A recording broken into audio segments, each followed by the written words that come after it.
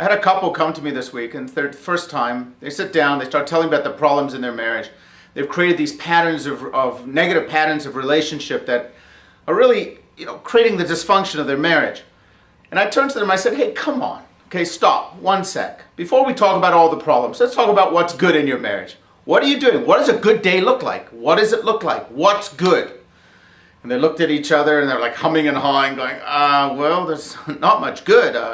He works all the time. I'm spending time with my kids. When we get home, it's busy.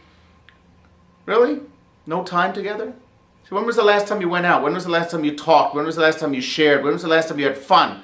When was the last time you were intimate? When was the last time you were living your marriage the way a marriage should be lived for a minute, for 2 minutes, for 5 minutes, for 15 minutes a day? Were you doing that? No. So how long has this been going on? Months and months. So you're telling me for months and months and months you haven't been putting good stuff into the relationship, and now everything's bad and everything's not working? Of course. Of course. We have to understand that our relationships, our marriages, they don't happen by themselves. This doesn't happen. And by fixing what's wrong doesn't make a good relationship. It just fixes what's wrong. It's really, really important to take a look at your week, take a look at your month, take a look at your year, and see where you prioritize your marriage. What have you done it? Is it first? Does it get the time it needs? Are you fulfilling your spouse's needs?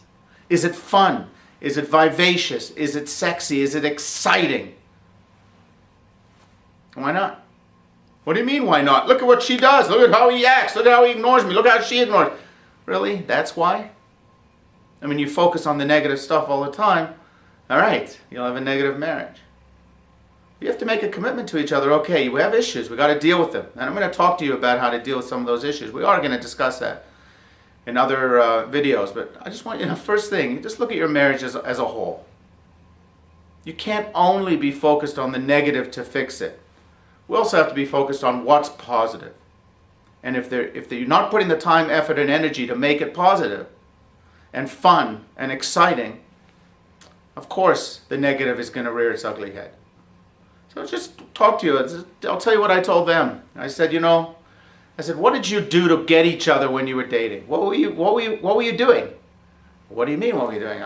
Yeah, what did you do? Like he's a great guy, she's a great girl. Like, how did you get each other? What did you do? And they started listing off things that they did.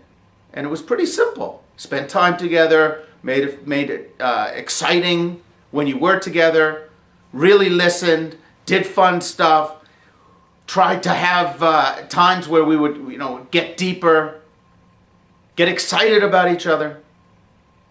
Well, that's not rocket science. You got to do the same things now. You've been married 10 years, 20 years, 30 years, you still got to date your spouse. Still got to woo them. You still got to make them want you. It's easier in the beginning because it's all new.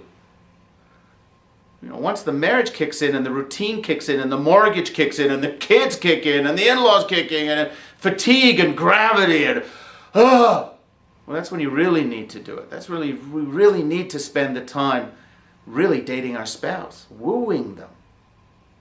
Make them fall in love with you all over again. And that ain't rocket science. You know how to do it. How do I know? Because you did it before. You did it before. So start doing it again. Step 1. Start dating and wooing your spouse. Dress nicely. Groom yourself. Look good. Speak nicely. Be courteous.